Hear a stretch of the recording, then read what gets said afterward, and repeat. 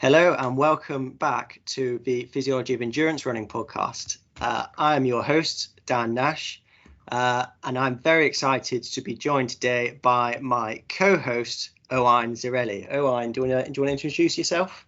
Hey, thanks for having me. So I'm Owain. I am a student at Cardiff Met University. I'm on the Masters Sport and Exercise Science course. I've also been working with Welsh Athletics during the course, so working pretty closely with Dan, spending a fair few weekends testing athletes within Welsh Athletics with Dan. As part of my master's course as well, my dissertation is focusing on hot water immersion and the response of EPO, which is something I'm sure a lot of running fans have heard of. In terms of my own running as well, I guess I should probably mention PBs. It's what everyone's into. We love a PB. So let's go through them. The only one that I really ever bring up is my marathon. So that's 2:38 from London in 2022. Half marathon and up is probably where I'm best. I've been running probably 6-7 years now, I think. Just got into it doing ultras, and did the same start as sort of everyone else, where I started running way too hard, ran every run as hard as possible, and then realized this isn't much fun and I'm not going to improve doing this, and started reading a bit more, and that's sort of what led me into, I guess, sports science as a whole. And then a couple of years down the line, bought a heart rate monitor, started reading about like heart rate training, just seen the improvements from there. But excited to be on, excited to talk. No, it's great. So great to have someone to hold me to account, because as you've noticed, I've not launched a podcast for, it must be like, I don't know, 18 months, is it now or something? So and you don't have to just hear me rattle on about myself. You can have another tone of voice, which is a very informed tone of voice, to help hopefully have a better discussion and get this podcast out more regularly, which is what we're committed to doing. I guess, like, for those of you who don't know me, and then we just jumped in and introduced Owain, I guess, my name is Dan Nash. I have just finished my PhD in exercise or sport physiology, where I was looking at immune responses to both like short-term exercise but also long-term training in endurance runners, with the idea that we could try and hopefully quantify or use it as a marker of training load, training tolerance, overtraining, and training adaptations. Maybe in another episode I'll talk a bit more about what I've looked at there. But I think since we last recorded, I finally wrapped up my PhD, graduating in 2 weeks' time. But that's been one of the reasons why I've been a bit rubbish in getting anything out. I've always had messages saying, "Oh, come on, when's the next podcast coming out?" But I've just been really busy trying to finish off my PhD. I think the other part since then is that we've since launched. I've finished my PhD, but since September I've got a job at Cardiff Met, where I did my PhD, and that is to launch the Sport Physiology Hub. So basically, we offer exercise physiology testing to athletes, clients externally, so just a paid service, and that's now fully operational. So we're offering maximal exercise tests to look at thresholds and economy and efficiency, and we also do the standard VO2 max test to see actually what is that VO2 max number, what's the speed associated with that. So that's what I'm doing day to day at the minute, and it's really exciting, really enjoying that. But from like September onwards, I was employed to do that, but still hadn't quite finished my PhD. So it was trying to fit in some running as well, and family life. It was pretty hectic. So it was just not getting a podcast out was something that I'd love to do, but not just didn't have the time basically. But now PhD is done, job is going nice and steady, and I'm feel like I've got the capacity to get this podcast up and running. My son's 2.5. He's sleeping pretty well now, so that's another thing. Like, bedtime is a bit more smooth, and it goes a bit more smoothly, and not completely sleep deprived. So hopefully get this podcast out on the regular. So let's actually start talking about some science. So today we're going to talk about like easy running. What is easy running? What's the point of it? Like everyone, well, I hope everyone knows we should be doing some easy running, but why? Like, why can't we just go hard all the time? Why are the elites doing 200k, 120 miles plus a week? Certainly, if you're concentrating on a marathon, like that's what we're going to talk about today. Hopefully, you find that interesting. Like, I sort of feel like most of our running is easy, so we should have an idea of why we're doing it. And if you're not doing most of your running easy, like hopefully we can convince you that that's a method that you should go down. So like, I'm going to put it over to you, like Owain first. I mean, how do you define like easy running? I mean, a starting point would be, I guess, lactate threshold.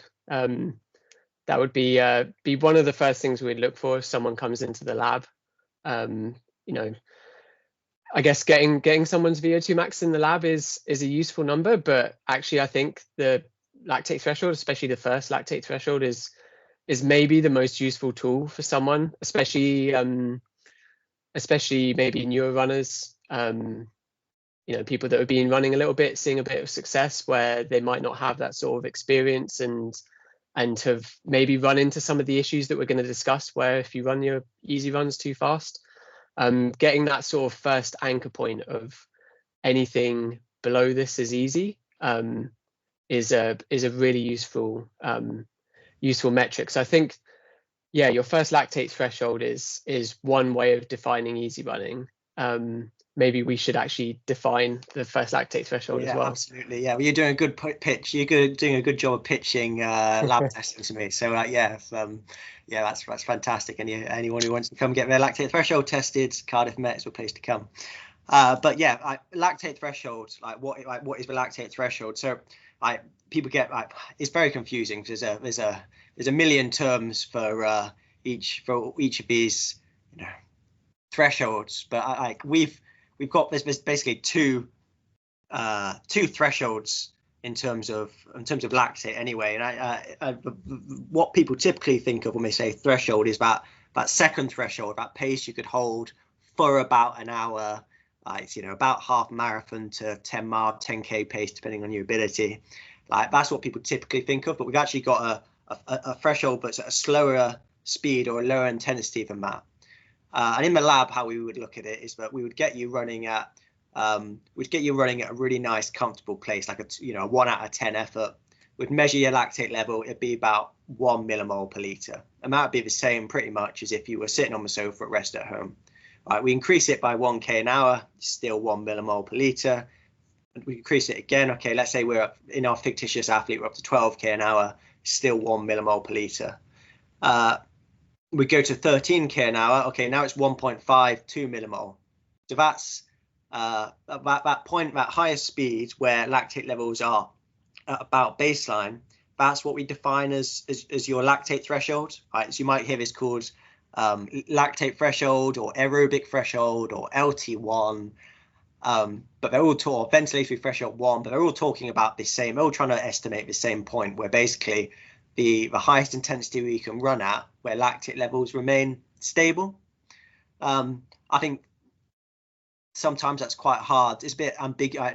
What am I trying to say? It's a bit abstract. But in terms of like bringing it back to like the sort of speed or the duration you could hold that pace for, it's quite a long time. Like I'd say like 3.5, maybe 4 hours if you're really well trained. But that's the sort of intensity we're talking about in a maximal, obviously in a maximal, in a race situation where you want to go as hard as you can. Would you agree? You reckon that sort of time frame, 3? I normally say 3 is a benchmark, but actually starting to do a few more longer races, I feel like maybe it's a little bit longer than 3 hours. Would you? Yeah. It's gonna depend on your motivation and your fueling. Not many people will want to run that long ever, will they? I think maybe it's also important to note that like there's no clear consensus within, I guess, the sport and exercise science community on how you actually define the first lactate threshold. There's a number of different ways of doing it. Some people it's any rise above baseline. Some people will do it as 1 millimole above baseline. For some people, they'll use just 2 millimole of lactate. I mean, it's going to be in the same ballpark, but yeah, I think I mean, like, yeah, I think there's not consensus, in my opinion. If you're not doing it the way that we do it, you're wrong. But that's probably me being ignorant. I think if you're saying that your lactate level, you know, you look at the graphs and sometimes they're not that clear. But like, if you're saying that lactate threshold's at 2 millimole, but actually, you know, it's not, you can see that it's clearly going up like before that, then you know that's not your lactate threshold, is it? Like, to me, it's like if it started to significantly deviate from your baseline, like that's not your lactate threshold anymore. It's going to be like, yeah. Anyway, we go down a rabbit hole, but basically it's this concept. But actually, you're running at the same intent. You're running if you're below your lactate threshold, your lactate level is going to be pretty much at baseline, or maybe it's even slightly below what you'd measure at rest. And you know, you could say this is a bit of an arbitrary thing, but what like a number of authors have shown is that we get distinct physiological responses if you're below your lactate threshold or if you're above your lactate threshold. So things like adrenaline, cortisol, they're going to go up significantly if you go above your lactate threshold. You're going to see actually a big drop in how much of your energy is coming from fat, and a big increase in how much of your energy is coming from burning muscle glycogen stores or blood glucose. Yeah, we basically see like much bigger like stress responses if we go just above your lactate threshold than just below. I guess, yeah, we also start to see more recruitment of your fast twitch muscle fibers. So actually, when you're below your lactate threshold, it's primarily just your slow twitch muscle fibers that you're using. But actually, as you go above your lactate threshold, we start to see an increase in our recruitment of the fast twitch muscle fibers. So we're basically, you get different responses. Yeah, and I think it's then I think that makes, for me, then it makes sense to use that as a marker for actually defining our training. And like, that's what we typically see in the literature, is that training zones are based upon, if a good training zone system, your metabolic response, your lactate response to different intensities. So yeah, I think if you ask a scientist, a sports scientist, what should your easy running, what should be doing your easy running, you'd say below your lactate threshold, because actually, if you're above your lactate threshold, it's no longer exclusively aerobic metabolism. I mean, it's never exclusively, but you see a shift towards more anaerobic metabolism. We're starting to shift towards fast twitch fiber recruitment, starting to switch towards using much more carbohydrates. And that isn't a bad thing, but it's just a different response, you know, and you want to pick when you want to be doing that type of training.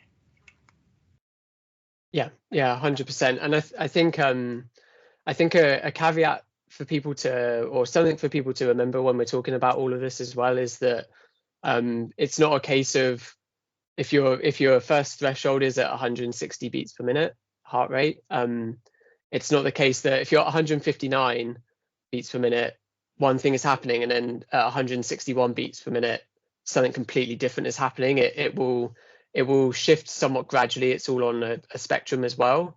But you know, there is, like Dan said, there is some really clear sort of differences when you are, you know, clearly above or below your lactate threshold. And also that it will change to a degree daily. You know, it depends how much muscle glycogen stores you have when you set out running.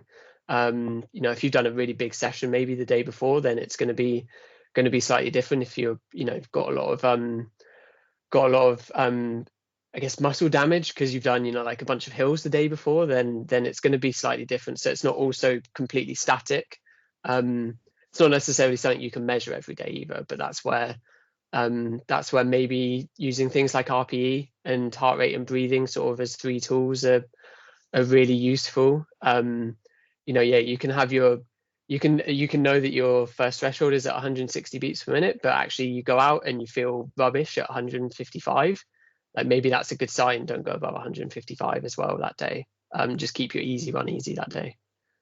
Yeah, 100%. It's definitely like it's a phase transition. I think that is a fancy word for it, isn't it? But it's not just, you're not going to see, okay, like you said, like 1 beat per minute is not going to make the difference. It's going to be a transition, but it's it's reasonably abrupt though at the same time. But like, yeah, you're not gonna see them if you're in the easy run, if you're doing an hour and a half easy run, a long run, and actually in the last 10 minutes you cross over in above your lactate threshold, the response to that training session isn't going to be drastically different.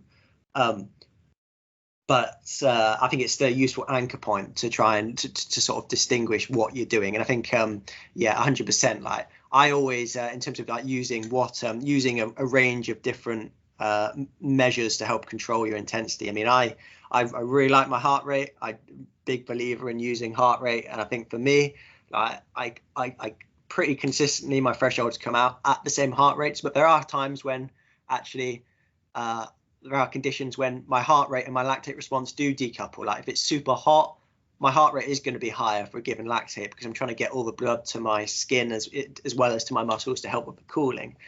If I'm super fatigued, then actually my heart rate can be like depressed and really low, and actually my lactate levels might be higher than I expect for a given heart rate. So it's definitely some variability there. And I think a good rule is actually, an easy run should feel pretty easy, pretty comfortable, because actually if it's feeling hard, then it's going to take a bit more out of you. And we can talk about, we've got the, we're just talking about intensity here, but you actually factor in the duration, then that again is going to make a massive difference. Like, an intensity that you could hold, for like, even if you're below your lactate threshold, for example, I could be running at my lactate threshold is normally between 17 and 18 kilometers an hour when I'm fit. But so I could run at 16 kilometers an hour, 6-minute miling, or it was about 3:45 a k, and I'm well below my lactate threshold.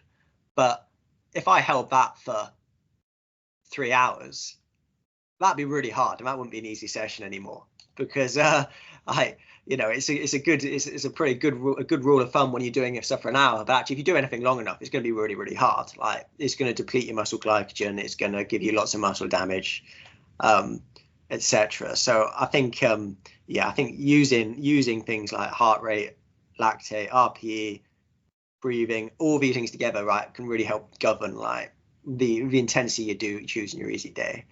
But yeah, I guess I think that the key message is there are distinct responses that you get above and below your threshold. And although it's not like a complete like definite set point, like 160 beats per minute, for example, above 161 you're above your threshold and 159 you're below. You're going to see very similar responses to that. But actually, there are different areas, different zones where we do see different responses, especially if we're spending a lot of time in one of those zones. So I guess, go on. I was going to say, I think a lot of people will listen to this and we haven't actually said it yet, but they'll be thinking zone 2. That's a buzzword at the minute, isn't it? Zone 2. Yeah, Zone 2. It's the buzzword. And I mean, we'll talk about it more as we go through and some of the sort of science underpinning it. But just from a sort of fundamental application of it, like when we've both experienced and what people might be out running at the moment in zone 2, hopefully listening to this, the top and bottom of zone 2 feel quite different. Like you said, if you run right up at just below your first lactate threshold, which is at the top of zone 2, that's quite hard, and you have to as much as anything like use your head to keep running at that intensity. It's not like you can just sort of zone out and just sort of run away for an hour and not really think about it. Like you are having to work mentally and physically quite hard. Whereas the bottom of zone 2, you can zone out, listen to a podcast the entire time you're doing it, and you get back, and within 10-15 seconds of finishing, you're sort of almost as if you haven't run. Maybe not necessarily on a hot day, but middle of winter, like you've done an hour's exercise, but not brought about much stress, which is maybe so that's maybe a bit of a drawback of sort of zone 2 as a buzzword, that all of this intensity is being lumped into one zone, but actually there is a difference across the zone, and maybe a bit of a drawback. But I think we're going to get to that Yeah, I think That's I think we should dig into that now. Like actually, I definitely just to reinforce that fact that lactate threshold or LT1, whatever you want to call it, is the top of zone 2. So actually, if you come into the lab, or if you ask for scientists, how do you define zone 2? Like they should be telling you, but actually, the top of zone 2 is where your lactate threshold is. So if you cross that, you're going into zone 3. If we're talking about a 5-zone model, or if you're talking about like a Steven Seiler 3-zone model, then actually like you basically got zone 1, which is below your lactate threshold. Zone 2 is above your lactate threshold, but below your lactate turn point, or that threshold you could sustain for about an hour. Zone 3 is above that. So too many zone systems, but yeah, zone 2 is talking about a 5-zone, typically a 5-zone model. The lactate threshold is the top of that, but the bottom is not well defined at all. There is no bottom. Like it's just a bit arbitrary. And what's the difference between zone 1 and zone 2? Well, like your Garmin will give you a difference between zone 1 and zone 2, but that's completely arbitrary. I'm not saying it's not useful, but it's arbitrary. Like you could say, okay, like right, I'm just going to say that the bottom of zone 2 is just 20 beats below lactate threshold. Or you could say it's 1 kilometer an hour below lactate threshold. But I think like the point is, there's a big range of speeds that you could run at below your lactate threshold. Like especially if you're really, really fit.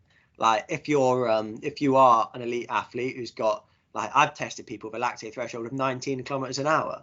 Like so what, zone 1, zone 2 go from walking all the way up to 19 kilometers an hour, which is 505 a mile, 309 per k. Well, like that's why we have a zone 1, zone 2, because we can like break it up, and that makes sense to have a bit more. Okay, is this like a super a nice easy day, or actually is this a pretty brisk effort? I guess on the other side of a coin is then you've got people who are not so fit or not so well aerobically developed, and actually their lactate threshold is quite low as a percentage of their VO2 max and as a percentage of just actually the speed they can sustain for a long period of time. And actually, I would challenge what you said earlier, Owain, but yeah, I think a lot of people do find running at zone, at lactate threshold pretty challenging after a while. But actually, if you're really unfit, it feels so easy, because in terms of like your maximal sprint speeds, in terms of like your VO2 max, it's actually quite low. It will get hard if you hold that speed long enough, but if you're just testing them for 5 minutes, 3-minute stages in the lab, I typically, with an athlete, they'll report that they're in a well-trained athlete, not elite, not super trained, but just typically a club runner. Like I find that they report a 5 out of 10 effort at lactate threshold. Like that's sort of RPE that they're giving, like rate of perceived exertion. But if you've got someone who's really not very fit, often their lactate threshold is so low that actually they might just say it's a 3 out of 10 or it's a 2 out of 10. And I've sort of seen similar things in athletes who are like proper, like pure, like 1500 meter runners who've got big anaerobic capacities and haven't got that aerobic conditioning behind them. They're reporting a 2 or 3 out of 10 at their lactate threshold. But I guess for them as well, they've got this massive anaerobic capacity. Their lactate might only be might be going up now to 2, but they might be able to produce 20 millimole of lactate at the end of a 400 meter race, for example. So it's there is some variability between individuals. I've lost where I was going with that. It was too long of a rant. I guess I think let's just move on to the next section then, I think, which is actually why is it important to do the easy running? Like we've pretty much defined what it is. Hopefully you've got an understanding there that actually the lactate threshold defines at least physiologically what is easy and what is hard, or moderately hard. Like what is the top of our zone 2? But actually, why do we do these zone 2 runs? And like, excuse me, I've in my head, there's like 2 primary reasons why we are doing easy running, which we're going to delve into a bit more detail as we go through this podcast. But firstly is actually we get we've said that there are different physiological responses to running in below your lactate threshold versus above your threshold. Well, those different physiological responses result in different adaptations. So we get different adaptations in general below our lactate threshold than above. So actually, we're gonna target different systems. That's number one. The second reason is actually we get there's much less fatigue from running below your lactate threshold versus running above it.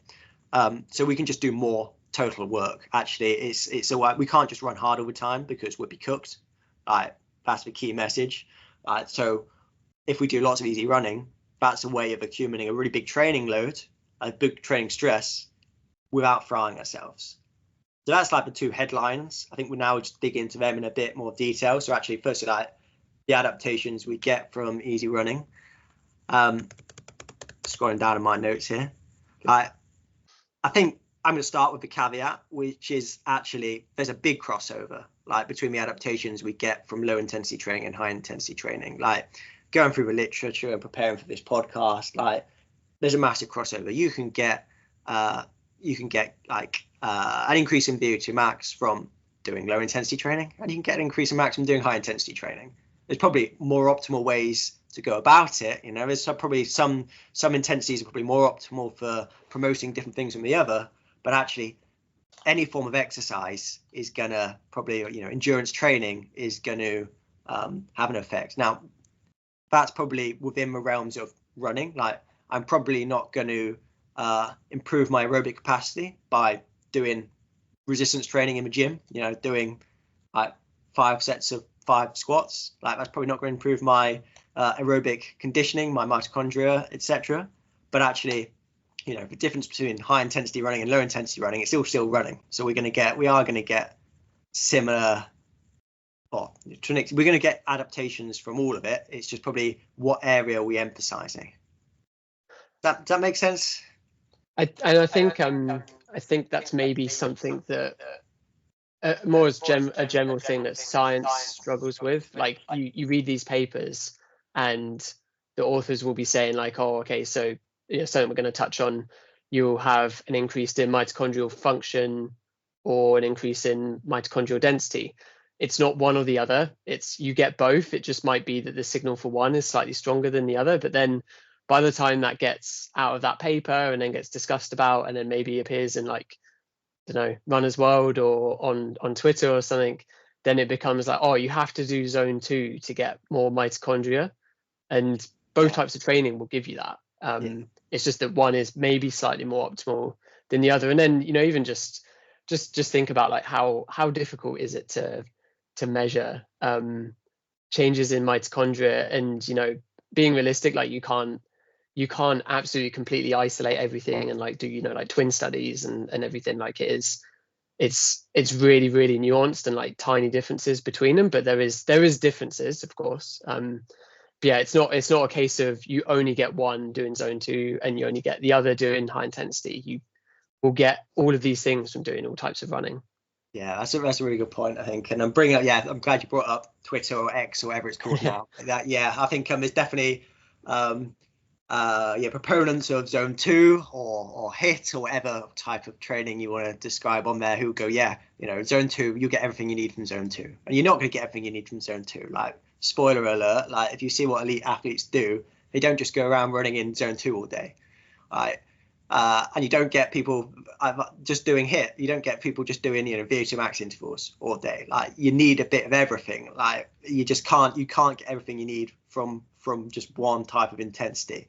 Otherwise it'd be easy, wouldn't it? We just go, right, okay, come to the lab, find out your lactate threshold. Yeah, just do loads of training at that intensity.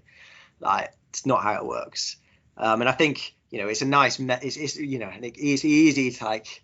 I can see why it happens, because it's a nice message to, like, you know, you want to sell a nice, clean, easy message, but actually that's not reality. It's messy, and sports science research is really difficult to do and pull out those finer messages, because actually there's you could say, okay, there's an infinite variability in the way you could go about training. Like even just thinking about, okay,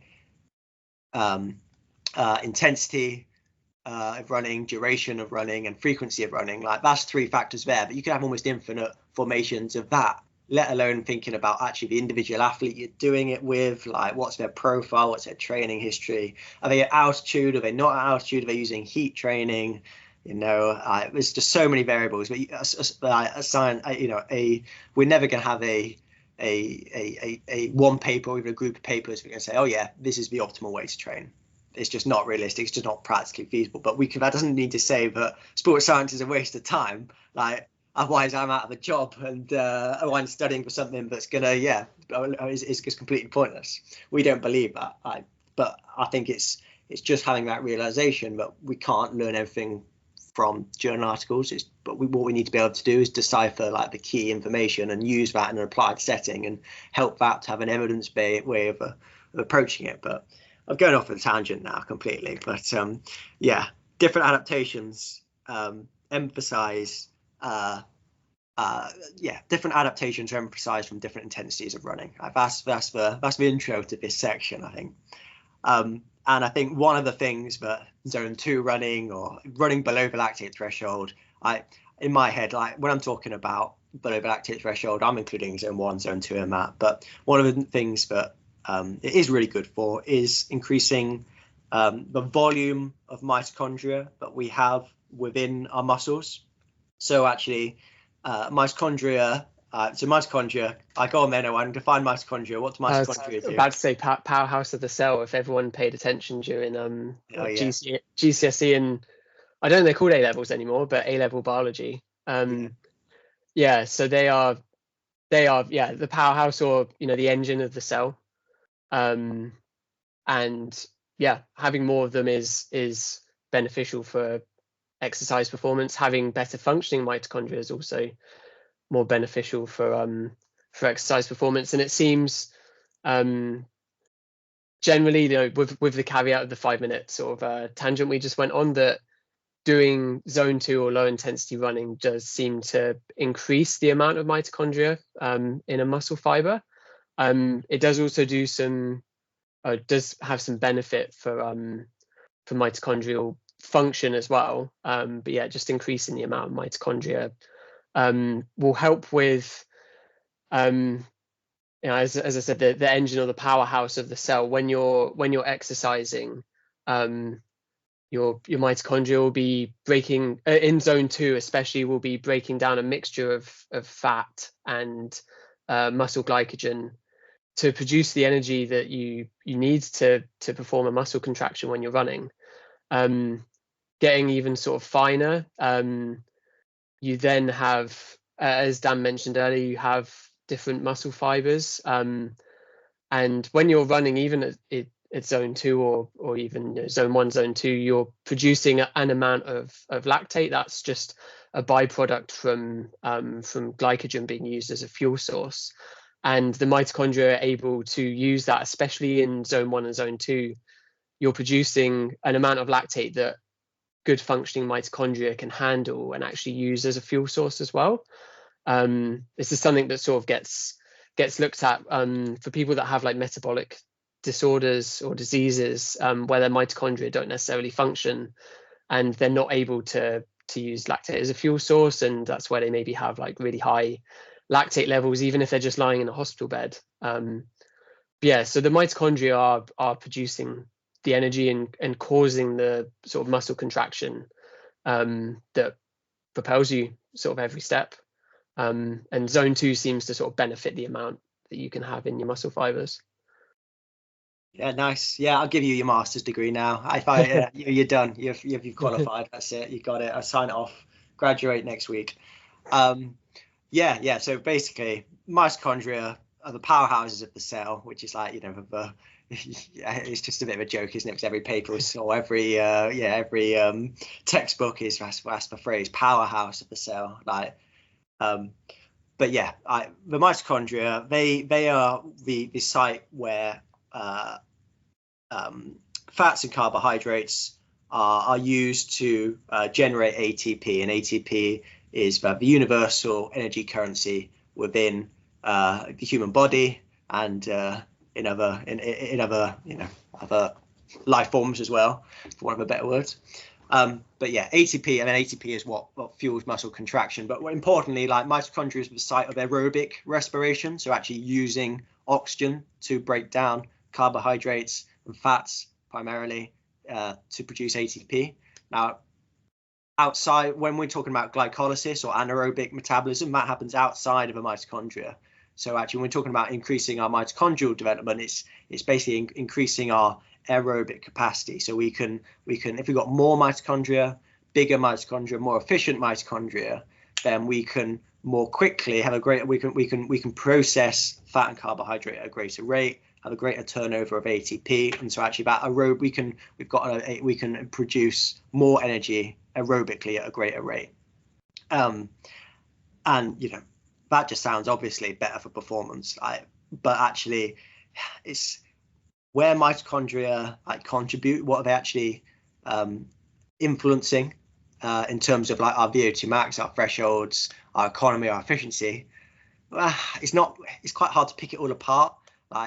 Actually, people with a big VO2 max tend to have really lots of mitochondria, more efficient mitochondria, but it's really hard to say, is that because they got a big VO2 max because they've got lots of mitochondria, or is it just because you got big VO2 max because you do a lot of training and that training also increases your mitochondria? So this is sort of the nuances that become quite hard to pull apart. And actually, I think I would say that the consensus is probably more towards the mitochondria influencing our threshold. So you talk about lactate, if we've got lots of mitochondria, then we can probably we can have a greater flux of oxygen through the muscles, and increasing the utilization of that oxygen to produce ATP through aerobic means quicker.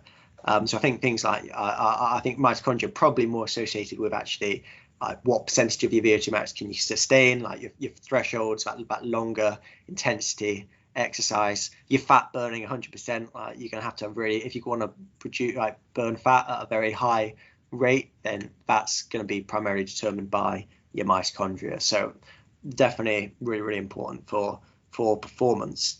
And then the question then is, how do we get lots of mitochondria? How can we make them very efficient? And actually, Owain's already said it already. I'm pretty paraphrasing what you've already said, but training volume seems to be the main way that we can increase both the number of mitochondria we've got, but also we can physically increase the size of a mitochondria as well. So if we have bigger and more bigger mitochondria and an increased number of them, that primarily comes from training volume, or we say volume, but actually just the amount of training that you do. Now, volume is sort of, people talk about volume a lot. Well, volume is actually a function of intensity and duration, but actually, because you can think of it as actually how many miles have you run per week.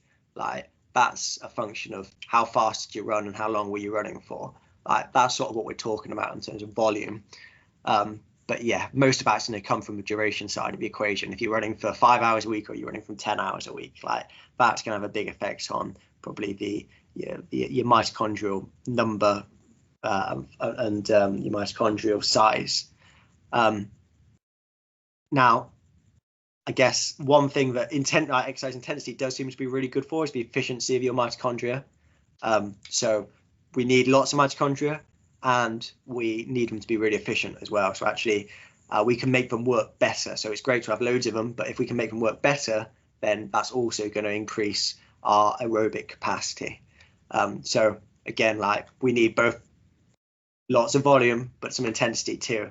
And what you said already again, Owain, about the muscle fibers, we only train the muscle fibers we recruit. So easy running is great for the mitochondria in our slow twitch muscle fibers, but it's probably not doing very much at all for our fast twitch muscle fibers because we're not recruiting them at low intensities. So if you want to improve the aerobic capacity of our fast twitch muscle fibers, then we're going to need to run a bit faster, which is going to be above our lactate threshold, close towards VO2 max. Those sort of intensities are going to want to train our fast twitch fibers.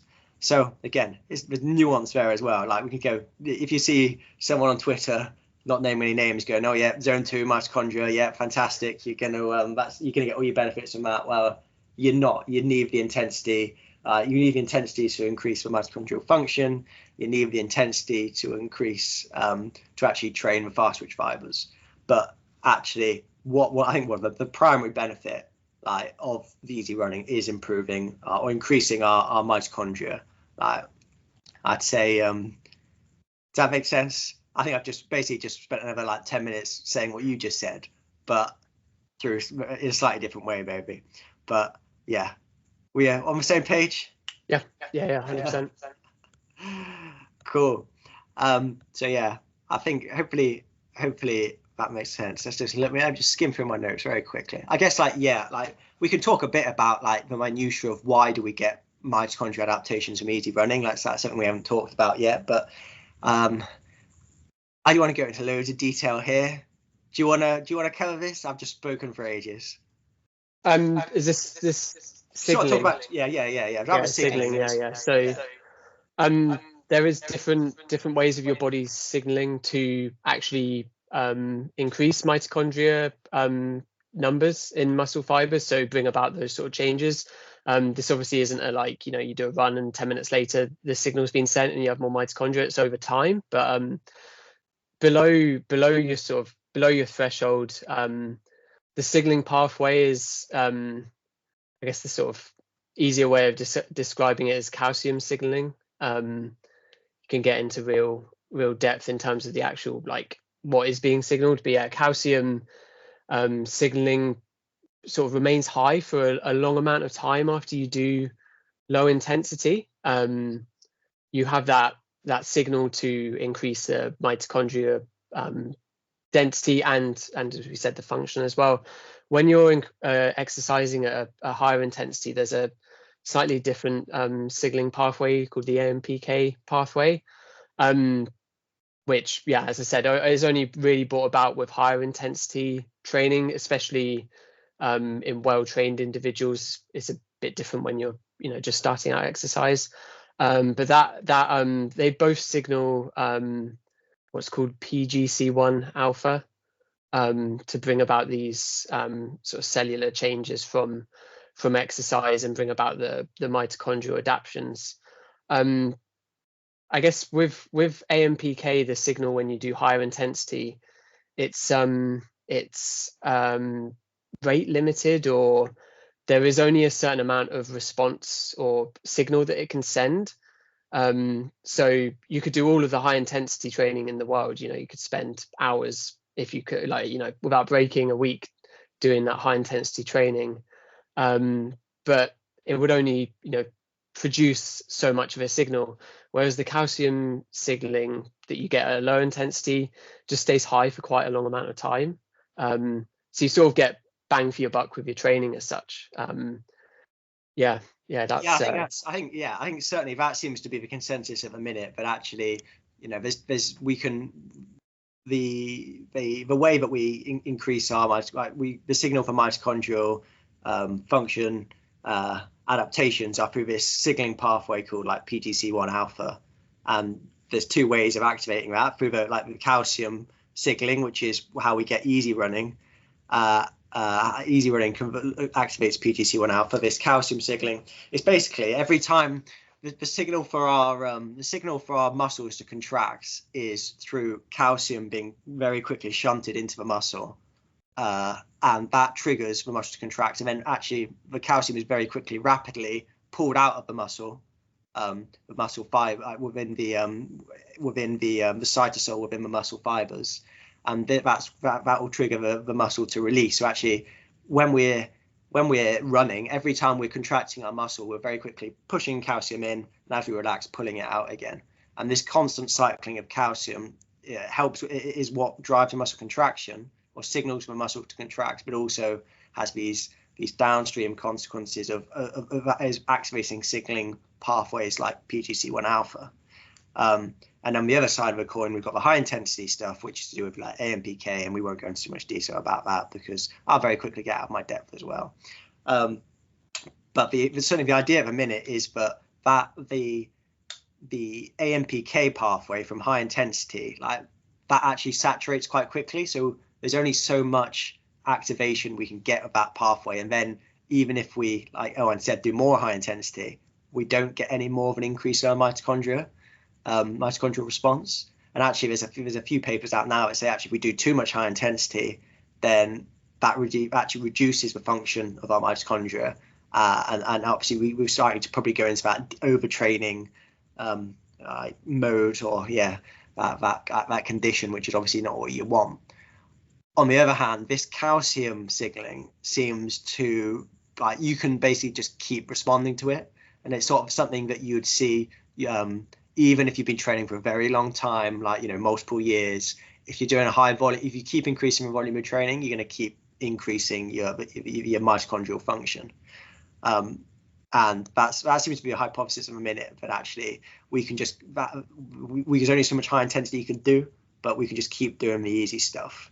And that's going to long term lead to benefits. And I think, I think some things you're gonna, if you've been training for many, many years, some things aren't going to change. If you've been training for 10 years, you're not going to improve your VO2 max, probably, unless you've been doing training that's been drastically wrong. Unless you've not been ever doing any high intensity, or you've not been doing any easy stuff. But actually, things like your mitochondria are probably something that can actually just keep getting better.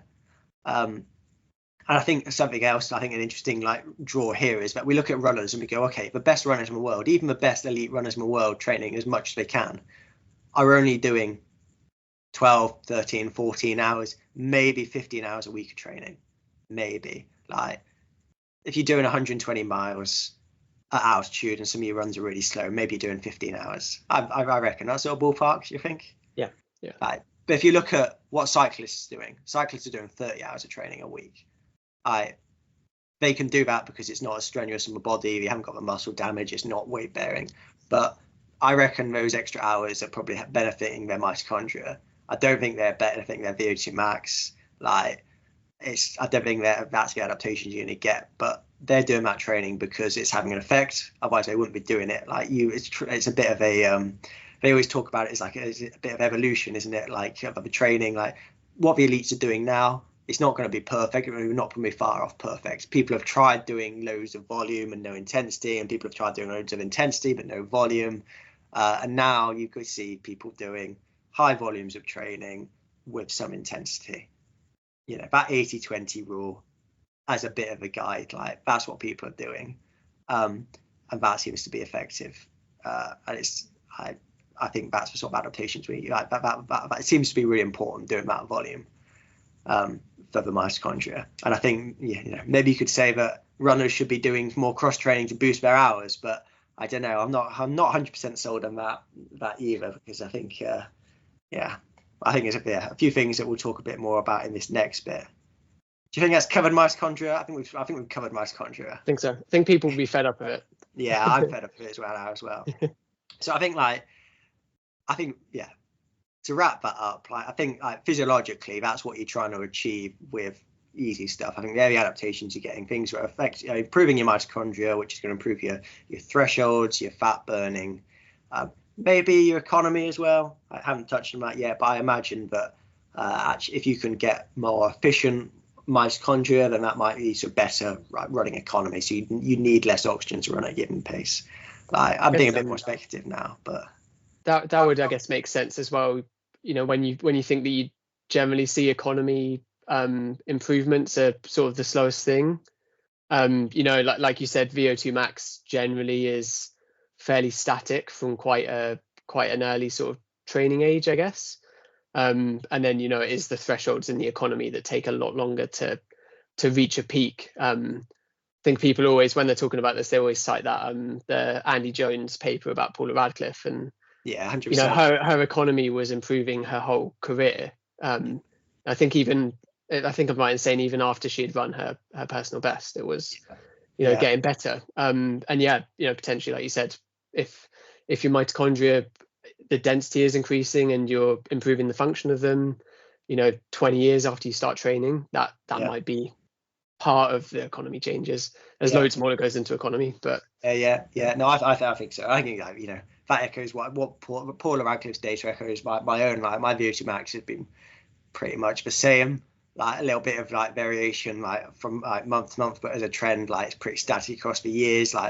Probably had it first tested 8 years ago, and it's pretty much been the same ever since. Whereas economy has just gradually got a bit better and a bit better and a bit better, and the threshold's a bit more variable with fitness, I think. But just the training I've done in the last few months, but that sort of makes sense, I think. But generally training better as well. But let's move on to a different, the second part of the reason why easy running is important, which you probably all forgotten about because it was so long ago. But actually, that idea that we can't just do high intensity all the time because it would cook us. Like, even forgetting about saturating pathways and all that, like, hard running is hard. You can't do that much of it. So how can we increase our training load? Well, we could do lots of easy running. Like, as we said, like, the stress response to running below our lactate threshold is a lot lower than above. Like, so that has, we can basically do a lot more of that training. So even if it's not as effective, like, I'm not going to pretend that easy running is just as effective as high intensity. Like, if I was just going to do one session, if I could only do, one run a week, that's not bad. That's not a good example. I'm not going to pretend, but you're going to get a just as good as a training response from doing an easy 10k run as running a 10k as hard as you can. You're not. Like, intensity gives you really big advantages, but you just can't do it all the time. But what we can do is do enough high intensity, but then just fill out the rest of the training week with low intensity, because it's not going to be as time efficient as high intensity is triggering adaptations, but actually it's still going to give us a benefit, and we need and complement the high intensity work we're doing. Do you think that makes sense? Yeah. Do you agree with that? 100%. Yeah. Like, I think a good way of putting it, it's being said by Stephen Seiler, another, I think we mentioned him already, but a very, very well cited and well regarded sports scientist. He talks about just having these three levers that you can control, which are frequency, intensity, and duration. And it's down to the individual how you use each of those levers as such. So he always talks about Niels van der Poel, which is the speed skater that did, he trained for the Winter Olympics, and he did 5 hard days and then 2 days completely resting.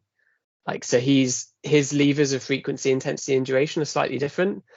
Speed skating is not quite running. There's I would guess there's slightly less biomechanical stress with speed skating, so you can maybe do that more. But he was doing it on the bike as well, wasn't he? He was doing it on the bike mostly. So so you have those levers that you can pull, but frequency and duration are also going to be affected by intensity. So you can't run 7 days a week for an hour and a half at high intensity. Like, that just doesn't work.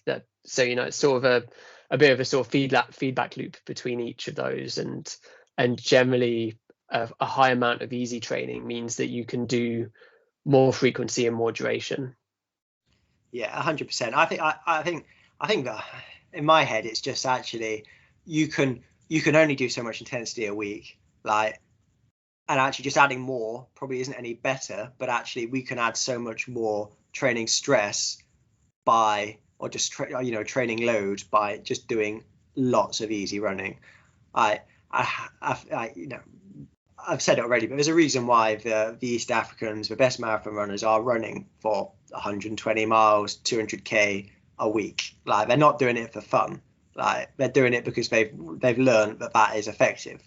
And if we could look at the other end, actually, we're like, who's doing the most amount of intensity per week out of the elite field that we know of? Or actually, probably like the Ingebrigtsens. Like, they're doing like 5, maybe 6 hard sessions a week, but it's 3 hard days a week basically. And I'm sure everyone knows, but doing a session, some sort of interval session in the morning, some sort of interval session in the evening on a they publicize this quite well. I've taken it at face value. That's what they actually do. But yeah, Tuesday double threshold, Thursday double threshold session, Friday, Saturday something a bit more intense, maybe something in the evening as well. But actually, they're doing that, but they're still doing something, I think, in the ballpark of 190k a week. So they are still doing the volume. And they're having to really control that intensity. They're going hard, but they're not going flat out. So they can do all that training, but it's not really hard. It's it's that threshold intensity, like between the two, the lactate threshold, the lactate turn point, or LT1, LT2. So they're really controlling that intensity. And even then, I think it's been reported that they're doing 30% of their training above their lactate threshold and 70% below. So we're still doing most of it below. And they're still doing a lot of easy training. But I guess that's the most extreme in terms of the amount of intensity you can probably get away with, like, because, and they're, very elite athletes, professional athletes. I'm sure they see the physio every day. They're on top of their nutrition. They're not worrying about, getting to their 9 till 5. I mean, Jakob's just had his kid, so we'll see how that plays out. I'm quite looking forward to that. I imagine they have a lot of support with that as well. But I guess that's the most extreme in terms of intensity. Maybe there's some 800-meter runners who are probably more on the, that's 4-8 bias. Maybe they're more regularly in terms of days hitting intensity, but they won't be. But at the same time, they're just not going to be doing the same amount of volume that an endurance runner is going to be doing. And actually, their sessions are just not going to be as big either. So they're not going to be doing 10K worth of intervals. They're going to be doing, maybe their endurance days will be 5K for some of the winter, and then they'll be doing lots of sprints and stuff.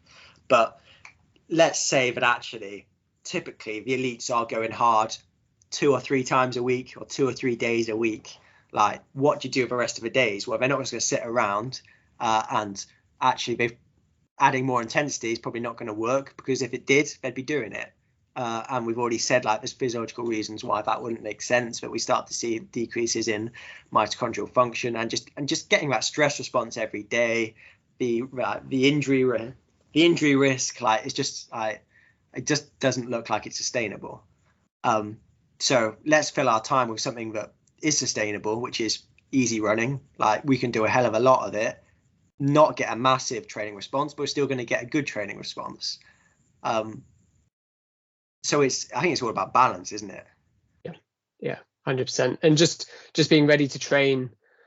I guess for club runners and amateurs, like, it's being ready to train every 24 hours. But for elite runners, it's 8 hours, and then you sleep overnight, and then you're ready in the morning, sort of thing. But you're training twice a day, so you can't go hard. You're just going to feel absolutely awful in the afternoon if you've buried yourself in the morning running a bit too hard. And it's going to snowball as well over weeks and months.